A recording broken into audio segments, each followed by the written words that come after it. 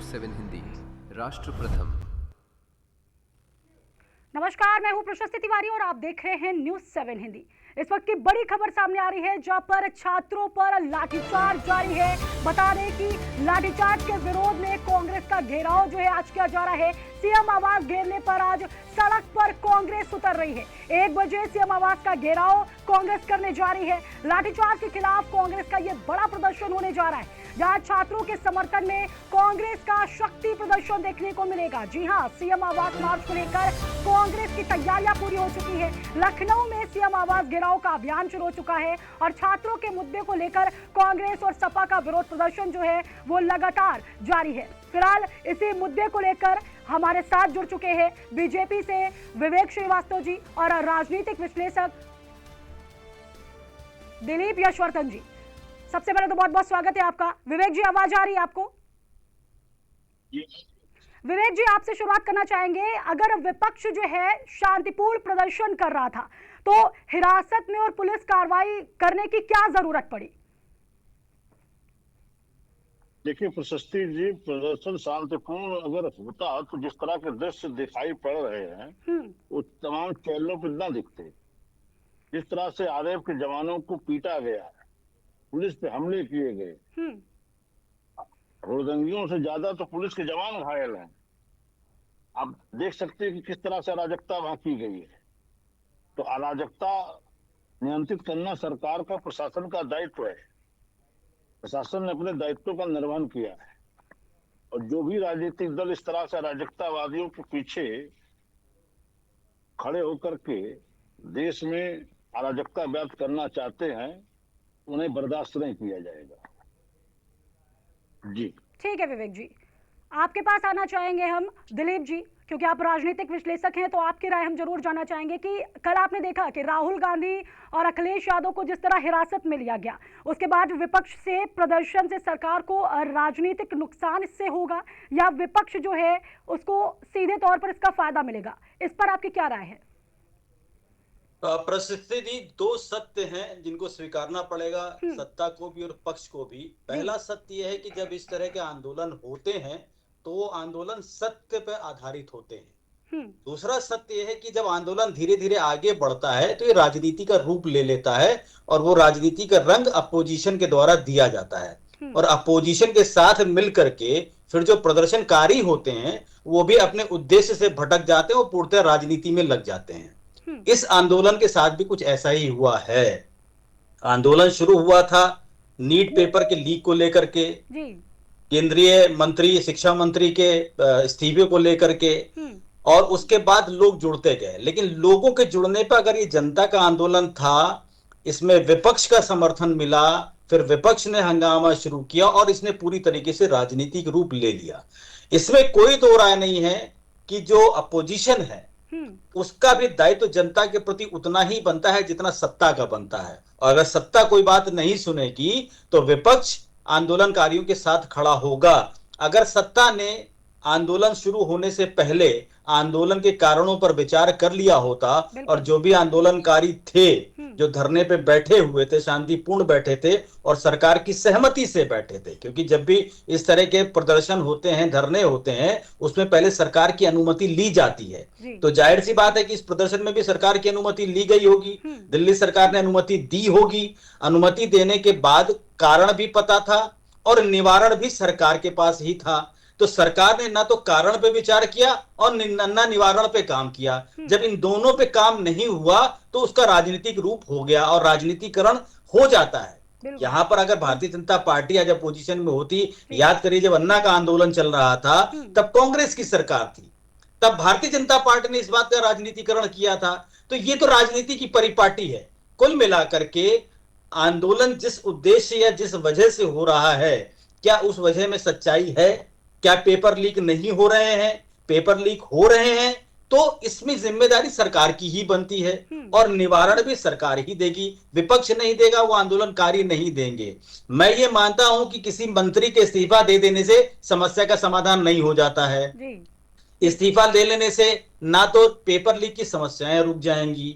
Paper leak अगर हो रहा है तो सिर्फ शिक्षा मंत्री की वजह से नहीं हो रहा है, शिक्षा मंत्री के साथ साथ जो नीचे की पूरी हायरार्की है, उस हायरार्की में बहुत सारे लोग शामिल हैं। तो आप उनके जो प्रमुख सचिव हैं शिक्षा विभाग के, उनका भी इस्तीफा मांगिए। उस कड़ी में जितने जुड़े हुए लोग हैं सबका इस्तीफा मांगिए। कुल मिलाकर के ये जो आंदोलन चल रहा है, आंदोलन का उद्देश्य अच्छा है, लेकिन अब ये उद्देश्य आंदोलन से भटक करके राजनीति पे चला गया है। बिल्कुल ठीक है दिलीप जी। विवेक जी आपके पास आना चाहेंगे, आपसे पूछना चाहेंगे, जैसा कि अभी विवेक जी ने कहा कि सत्ता जो है उनकी मांग नहीं सुन रही है। ये कई छात्राओं का भी ये कहना है कि शुरुआत से लेकर जब वो लोग धरने पर बैठे थे छात्र, तो अगर उनकी बात ही सुन ली होती तो शायद इतना उग्र आंदोलन ये जो है रूप ले लिया है वो ना लेता। तो अभी तक सरकार ने इस पर चुप्पी नहीं तोड़ी है, कुछ कहा नहीं है, इस पर आप क्या कहना चाहेंगे? विवेक जी आवाज आ रही है आपको? विवेक जी आवाज मिल पा रही है आपको?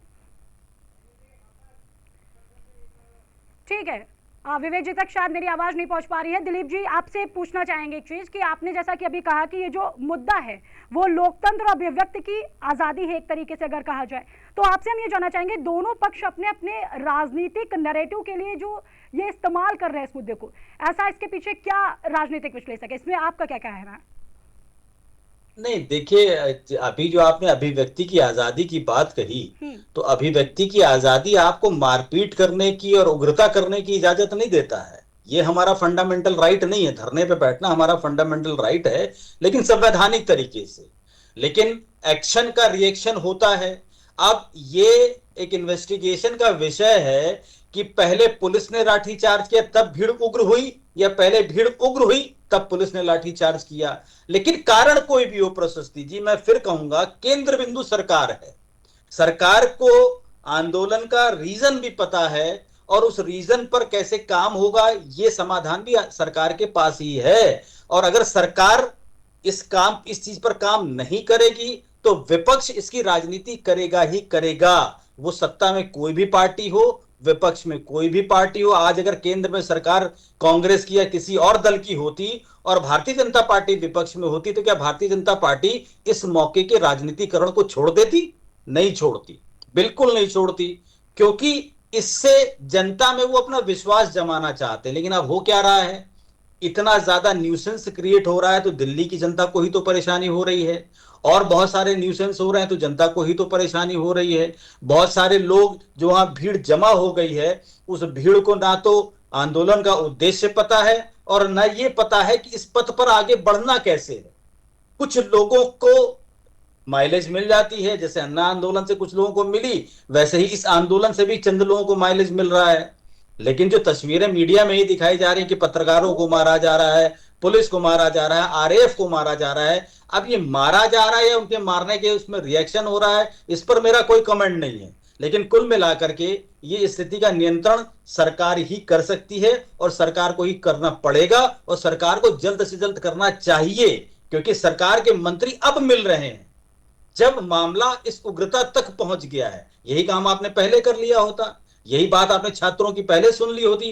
पेपर तो लीक हुआ ना, इस तथ्य को तो सरकार नकार नहीं सकती है, और उस पेपर के अलावा बहुत सारे पेपर लीक हुए हैं, इस तथ्य को कोई नकार नहीं सकता। जब तथ्य आपके सामने है तो तथ्य को स्वीकारने में आप क्यों गुरेज कर रहे हैं? तथ्य को न स्वीकार करके आप भी तो राजनीति ही कर रहे हैं।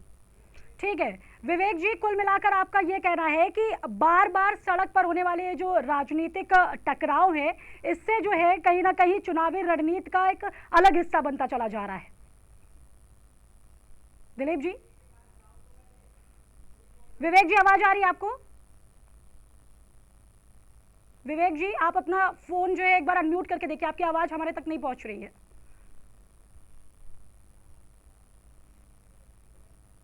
विवेक जी को आवाज नहीं मिल पा रही है हमारी शायद।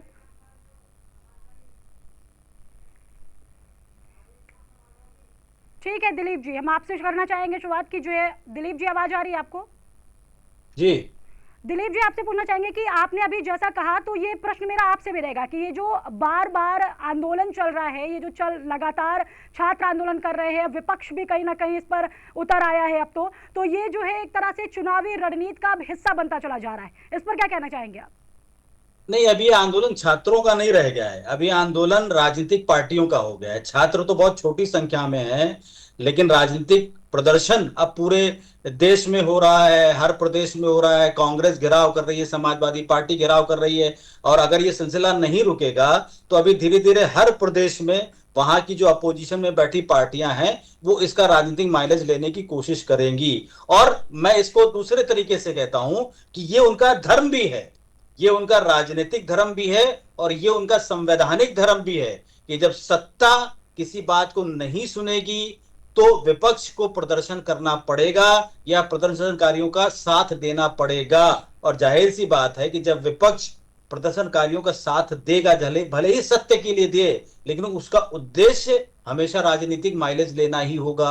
वो चाहेगी कि आने वाले चुनाव में, चाहे उत्तर प्रदेश के चुनाव हो, चाहे केंद्र के चुनाव हो, उन चुनावों में इस बात को मुद्दा बनाया जाए और मुद्दा बना करके सत्ता हासिल करी जाए।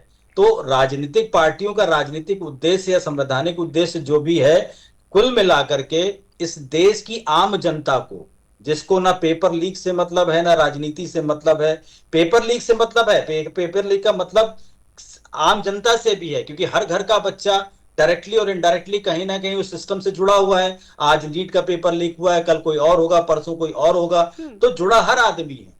लेकिन जनता की आवाज को सुनने के लिए दो ही लोग तो इस देश में है जो संवैधानिक प्रक्रिया है, या तो सत्ता सुनेगी, सत्ता नहीं सुनेगी तो विपक्ष उसको राजनीतिक मुद्दा बनाएगा ही बनाएगा। ठीक है दिलीप जी, इसी के साथ हमारे साथ सपा से राधेश्याम जी जुड़ चुके हैं। राधेश्याम जी, आवाज मिल रही है आपको?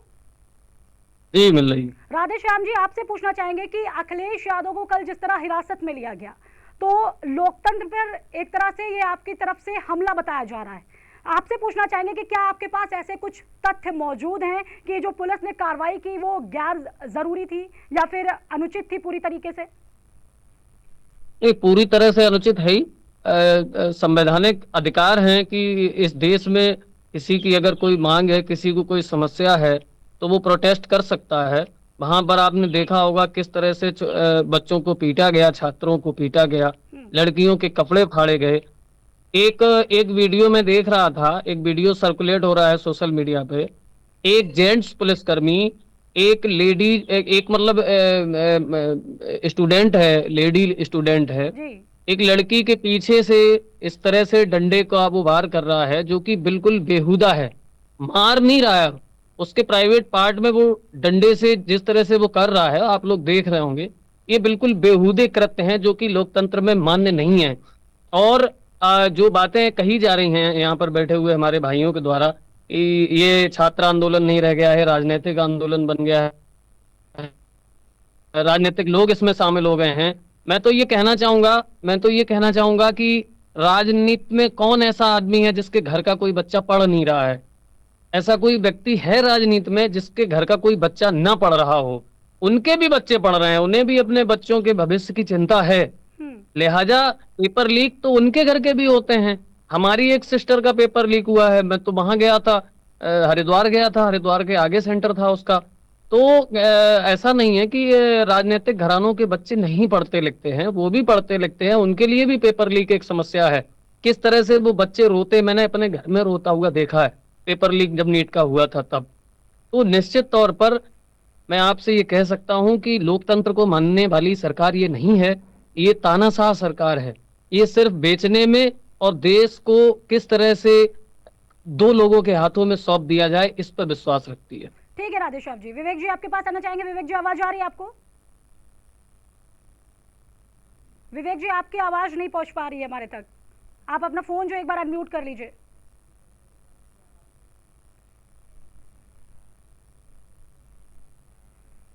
दिलीप जी आपके पास आना चाहेंगे।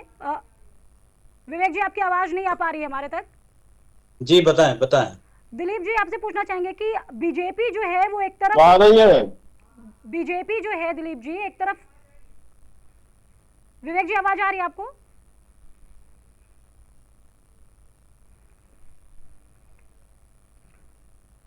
विवेक जी आप अपना फोन जो है एक बार सही कर लीजिए, उसके बाद में आप दोबारा से या तो फिर ऐड होने की। अब आ गई। हाँ विवेक जी आवाज आ रही है, आपको मिल रही है हमारी आवाज?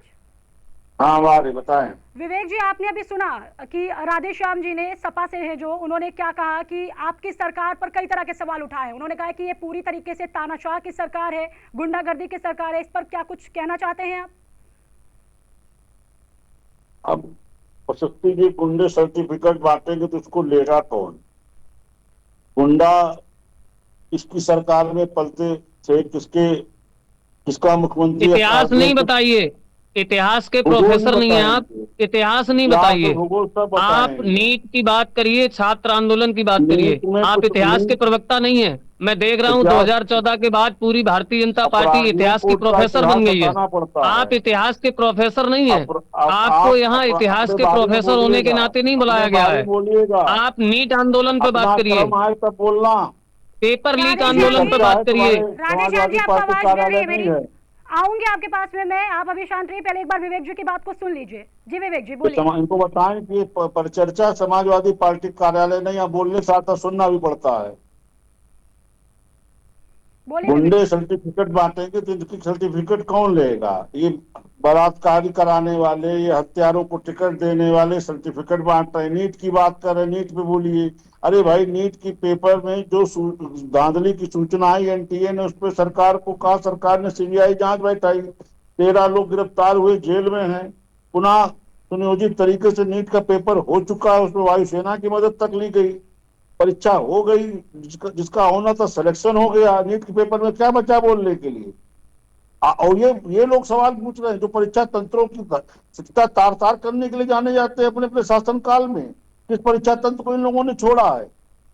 हमने तो परीक्षा तंत्रों की शिक्षा बहाल की, चाहे यूपी बोर्ड की परीक्षा हो, चाहे लोक सेवा आयोग की परीक्षा हो, चाहे माध्यमिक शिक्षा सेवा चयन बोर्ड हो, चाहे उच्च शिक्षा सेवा चयन बोर्ड हो, चाहे उत्तर प्रदेश एसएससी हो, हमने सबकी शिक्षा बहाल की है। ये क्या बात करेंगे हमसे परीक्षा तंत्र शिक्षा बहाल करने के लिए?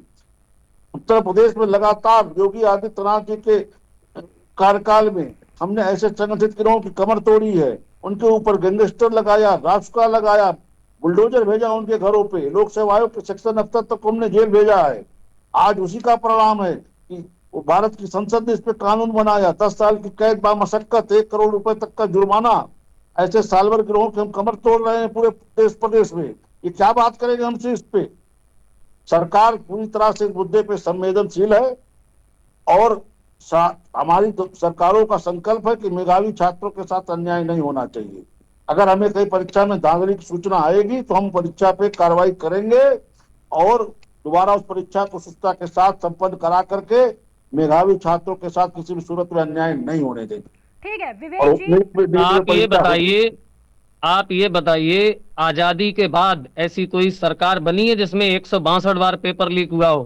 क्या बात करते हो आप? हत्या कराने वाले उदयभान करबरिया कौन है? जवाहर यादव हत्याकांड के दोषी नहीं है? इलाहाबाद में पहली बार AK-47 और AK-57 का प्रयोग हुआ था। सरेआम एक विधायक को मार डाला और उसके साथ आपके मुख्यमंत्री मंच शेयर करते हैं और आप कहते हो हमने गिरोह की कमर तोड़ी है। आप क्या आप बता रहे कि नहीं आप एक मिनट आप सुन लीजिए। अब अरे अब आप सुन लीजिए श्रीवास्तव जी, विवेक कुमार जी सुन लीजिए। आप ये बताइए, नहीं है, नहीं हम विषयांतर हो रहे। आप अभी जब बांट रहे आप कह रहे थे गुंडे हैं हम, नहीं आप कह रहे थे हम गुंडे हैं, नहीं आप गुंडे अगर नहीं अरे सुनिए भाई, अगर हम गुंडे हैं, अरे सुनिए भाई, अगर मगर नहीं जो तुमने कहा था उसी का जवाब दे रहे हैं हम।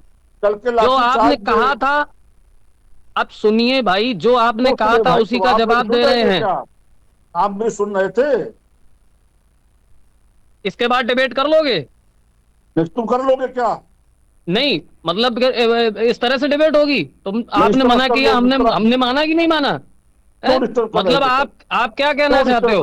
आप कहना क्या चाहते हो? डिस्टर्ब कर रहे थे उस समय। राधेश्याम नहीं डिस्टर्ब कर रहे थे विवेक जी। राधेश्याम जी, जिससे जो प्रश्न किया गया प्लीज पहले उसका जवाब दीजिए। आपको राधेश्याम जी मौका देंगे पूरा, आप अपना पक्ष रखिएगा। एक बार पहले बात सुन लीजिए विवेक जी की, उसके बाद में आपको पूरा टाइम मिलेगा।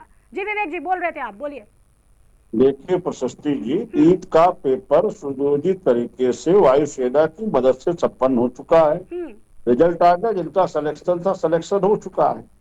जो वो छात्र खुशियां मना रहे हैं, नीट का कोई विषय नहीं है। देखिए इस समस्या को हमारी सरकार ने समझा, भारत की संसद में इस पर कानून बनाया गया। इसके पहले की सरकारों ने इसे कभी गंभीरता से लिया नहीं। कोई ये एक दिन का सिलसिला थोड़ी है। भारत में रेलवे भर्ती बोर्ड के जमाने से घोटाले चल रहे हैं।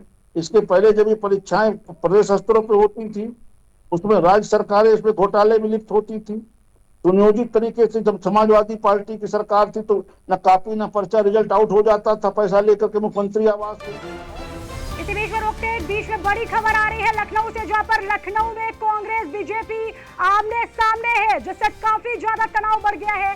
लाठी को लेकर कांग्रेसी निकले हैं, पुलिस ने उन्हें रोकने की पूरी कोशिश की है, बैरिकेडिंग तोड़कर कांग्रेस के कार्यकर्ता आगे बढ़ चुके हैं। लखनऊ में सियासी संग्राम तेज हो गया है, सड़क पर टकराव की स्थिति बन गई है। साथ ही आपको बता दें कि कांग्रेस प्रदर्शन रोकने में पुलिस जुटी हुई है। लाठी प्रदर्शन को लेकर लखनऊ में हलचल तेज है। कांग्रेस दफ्तर से सीधा निकलकर विरोध मार्च जो है वो रोका गया है। प्रदर्शनकारियों और पुलिस के बीच तनातनी बढ़ती दिख रही है। लखनऊ में कांग्रेस का जोरदार ये जो प्रदर्शन है वो देखने को मिल रहा है। बैरिकेड टूटे हैं, पुलिस कांग्रेस कार्यकर्ताओं में नोकझोंक भी देखने को मिल रही है। तो बड़ी खबर हम आपको बता रहे हैं इस वक्त की आ रही है लखनऊ से, जहां पर कांग्रेस और बीजेपी आमने सामने हो गई है, जिसमें भिड़ंत हो गई है, जिससे तनाव की स्थिति काफी ज्यादा बढ़ गई है। आपको बता दें कि लाठी लेकर कांग्रेस के कार्यकर्ता निकले हैं, पुलिस ने उन्हें रोकने का प्रयास किया है। साथ ही कांग्रेस के कार्यकर्ताओं ने बैरिकेडिंग तोड़ दी है। आपको बता दें कि लखनऊ में सियासी संग्राम तेज हो गया है, सड़क पर टकराव की स्थिति देखने को मिल रही है। साथ ही कांग्रेस प्रदर्शन रोकने में पूरी तरह से जो है जुटी हुई है। लाठी प्रदर्शन को लेकर लखनऊ में हलचल भी तेज हो गई है।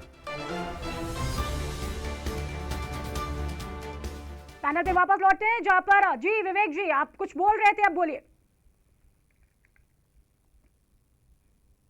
जो लोग भी इस तरह में ऐसे लोगों के पीछे राजनीति करने की कोशिश कर रहे हैं तो देश को अराजकता की आग में झोंकना चाहते हो, सफल नहीं हो सकते। कल जो कांग्रेस ने किया प्रधानमंत्री आवास के पास धरना, वो भी जिस तरह से सुनियोजित था, उसकी भी जांच हो रही है।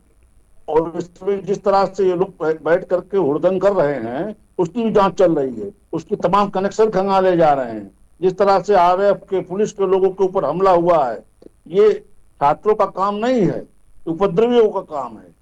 और ये जो उपद्रव कर रहे हैं ये लोग नेपाल से, बांग्लादेश से जिस तरह से प्रेरित हैं, या कह लीजिए उनको देख करके नकल करने की कोशिश की जा रही है। भारत में परवान चढ़ने वाला नहीं है। भारत का युवा पढ़ा लिखा है और अपने काम के लिए सजग है। और जहां तक सरकार का सवाल है, सरकार लगातार युवाओं को स्टार्टअप, स्किल इंडिया और तमाम ऐसे अवसर दे रही है।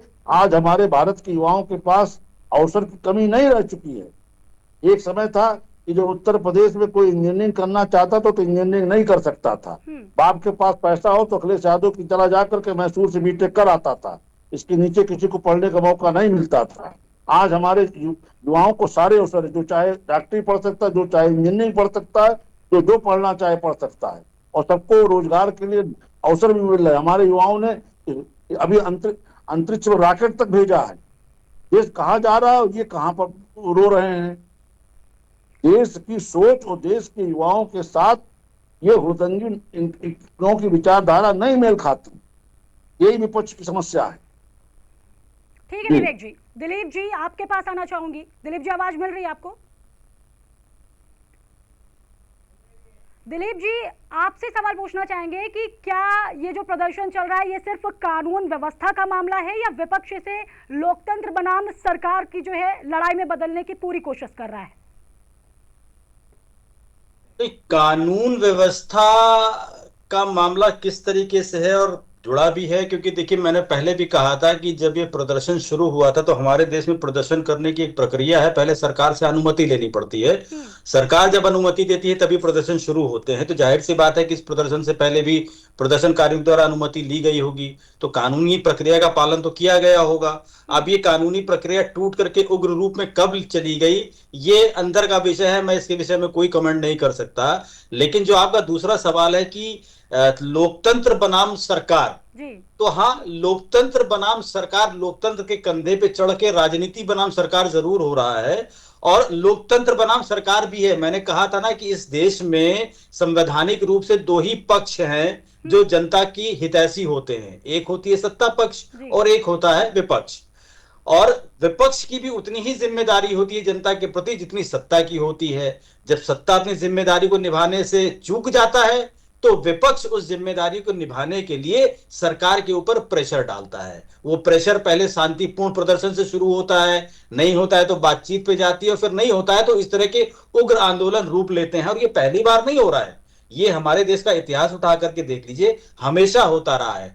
जब जो सत्ता में बैठा है उसने अगर जनता की नहीं सुनी है तो उस समय जो विपक्ष में होता है वो उसको राजनीतिक रूप दे देता है। तो राजनीतिकरण कह लीजिए, या इसको संवैधानिक तरीका कह लीजिए, या इसको जनता के हित में कह लीजिए, कुछ भी कह लीजिए, सारी चीजें मिक्स हैं इसमें। इसमें जनता का हित भी शामिल है क्योंकि जनता अफेक्टेड है, पेपर्स लीक होते हैं। मैंने पहले भी कहा कि जो सत्य है उस सत्य को सरकार नकार नहीं पाएगी, और जब सत्य स्वीकार्य है तो उस सत्य की समस्या का समाधान सरकार क्यों नहीं कर रही है, बात क्यों नहीं सुन रही है। मैंने कहा कि किसी का इस्तीफे की डिमांड करना और उसको लेकर के इतना बड़ा आंदोलन खड़ा कर देना ये समस्या का समाधान नहीं है। अच्छा, मान लीजिए कि प्रधान साहब इस्तीफा दे दें तो क्या ये आंदोलन खत्म हो जाएगा? और क्या इस बात की गारंटी कि प्रधान साहब का इस्तीफा दे देने से दोबारा पेपर लीक नहीं होगा? पेपर लीक करने वालों में जो लोग शामिल हैं उनको ढूंढिए, उनको ऐसी सजा दीजिए कि वो सजा नजीर बने ऐसी प्लानिंग करने वालों के लिए। आप ये डिमांड करिए ना, उसका इन्वेस्टिगेशन हो, उसको सजा मिले, फास्ट ट्रैक कोर्ट में उसकी बातें सुनी जाएं। इस बात पर एक इस्तीफे को लेकर के जो मुझे समझ में आता है कि प्रदर्शनकारियों की एक ही डिमांड है कि शिक्षा मंत्री का इस्तीफा हो जाए। शिक्षा मंत्री का इस्तीफा दे देने से क्या पेपर लीक की समस्याएं रुक जाएंगी? ये मेरी तरफ से क्वेश्चन है, शायद जो विपक्ष से बैठे हैं वो उसका जवाब दे देंगे, लेकिन सरकार अपनी जिम्मेदारी से भाग रही है, ये मैं जरूर कहूंगा। ठीक है दिलीप जी। विवेक श्रीवास्तव जी कुछ कहना चाहते हैं आप? जी देखिए, मैं दिलीप जी की बात से एक हद तक सहमत हूँ कि शिक्षा मंत्री का इस्तीफा जो लोग मांग रहे हैं उनसे पूछा जाए कि इस पूरे पेपर लीक में शिक्षा मंत्री और उनके कार्यालय की कोई भूमिका रहती है क्या?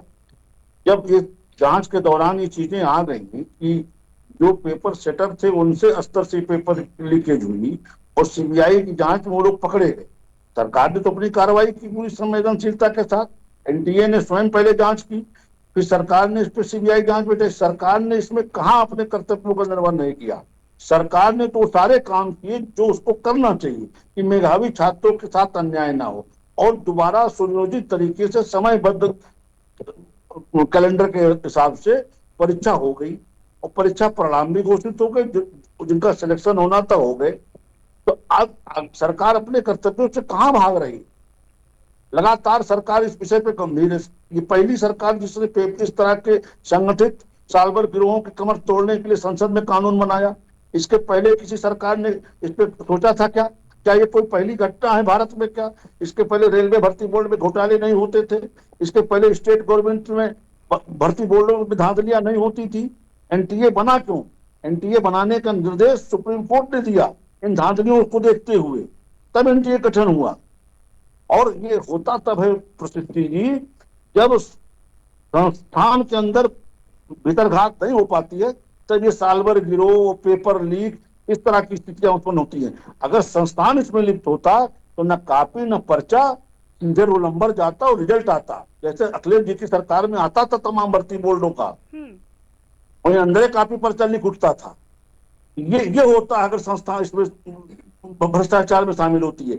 इसका प्रत्यक्ष प्रमाण है कि संस्थान भ्रष्टाचार में शामिल नहीं है, तब ये कॉपी, तभी पर्चा लीक और इस तरह की नौबतें आती हैं, और इस पे भी सालभर गिरोह के ऊपर सरकार कड़ाई से कार्रवाई कर रही है। ठीक है विवेक जी। राधे श्याम जी, आप कुछ कहना चाह रहे हैं बहुत देर से, आपसे एक सवाल और मैं ये कह रहा हूँ, जिस तरह से ये बता रहे हैं, बार बार व्यक्तिगत हमले कर रहे हैं, अखिलेश सरकार में ये होता था, अखिलेश सरकार में वो होता था।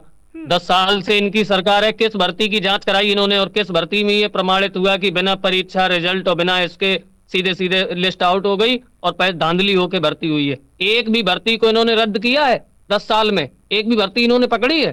क्या कर रहे हैं 10 साल से? ये झूठे मूठे आरोप लगाते हो आप कह रहे 86 में 56, कहाँ है? लिस्ट दी आज तक? विधानसभा के ऑन द फ्लोर आप हाउस चैलेंज किया, आपके नेता सदन ने लिस्ट नहीं दी। झूठे बरगलाने वाले आरोप लगाने बंद करिए। और आपने, अरे सुनिए, अब आप सुनिए, फिर आप तब से बोल रहे हो, आप सुनिए, अब आप सुनिए, अनिल यादव आज कहाँ है? अनिल यादव कहाँ है आज? अनिल यादव आज कहाँ है? अनिल यादव के खिलाफ क्या कार्रवाई की? अनिल यादव के खिलाफ क्या आप कार्रवाई बताओ की ना, आपकी अनिल सरकार यादव ने? को- अनिल कहाँ है यादव अनिल जो यादव? आयोग के अध्यक्ष किस तरह से नियुक्त क्यों थे? बदनाम कर रहे हो? अभी दरोगा भर्ती हुई, सबसे ज्यादा यादव भर्ती हुए, क्या नहीं हुआ बताओ? अनिल यादव जो पढ़ता है वो आगे लोकसभा बढ़ता आयोग है, के अध्यक्ष जो पद की पढ़ेगा योग्यता वो रखते आगे थे। बढ़ेगा, उसे आप नहीं रोक पाओगे। आपकी सरकार में सबसे ज्यादा अनिल- यादव भर्ती हुए, अनिल बताइए यादव क्या कर लिया लोक सेवा आपने? आयोग अध्यक्ष पद की और योग्यता सुनिए, रखते थे। जो आपने एक व्यक्तिगत बात की है कि जिसके बाप के पास पैसा होगा मैसूर से पढ़ के चला आएगा। अनुराग ठाकुर का बेटा नहीं पढ़ रहा है विदेश में, शिवराज सिंह चौहान का बेटा नहीं पढ़ रहा है विदेश में, भारतीय जनता पार्टी के किसी लेकिन लीडर का कोई बेटा अब मैं विदेश में नहीं उस पढ़ रहा। समय उत्तर ये प्रदेश व्यक्तिगत की हमले बात मत कर करिए। रहा हूं। क्या आज हिंदुस्तान में कॉलेज नहीं है जो भाजपाइयों के मैसूर से बेटे? पढ़े हैं, अरे सुनो भाई, कौन नहीं सुनो, जानता? देखो आप तब से बोल रहे हो, ये बेईमानी मत करो, विवेक जी, ये आप बेईमानी बोल मत दीजिएगा, करो, आपको बोलने आप का बेईमानी पूरा मत मौका दिया करिए, था। बोल नहीं पाओगे आप नहीं बोल पाओगे उसके बाद, फिर आप बोल नहीं पाओगे उसके बाद। लागू था, क्वालिफाई आप बेईमानी नहीं, आप मंडल कमीशन के तो नाम से, मंडल कमीशन के तो नाम से तुम्हारे सबके धुआं निकलता है। मंडल के विरोध में ही तो कमंडल यात्रा लेके निकले थे ना, मंडल के विरोध में ही कमंडल यात्रा लेके निकले थे तुम लोग, मंडल के विरोध में ही कमंडल यात्रा लेके निकले थे, मंडल के विरोध में ही कमंडल यात्रा लेके निकले थे, मंडल के विरोध में ही कमंडल यात्रा लेके निकले थे। अरे मंडल के विरोध में ही कमंडल यात्रा लेके निकले थे भाई, अरे मंडल के विरोध में ही कमंडल यात्रा लेके निकले थे, नहीं निकले थे, नहीं निकले थे।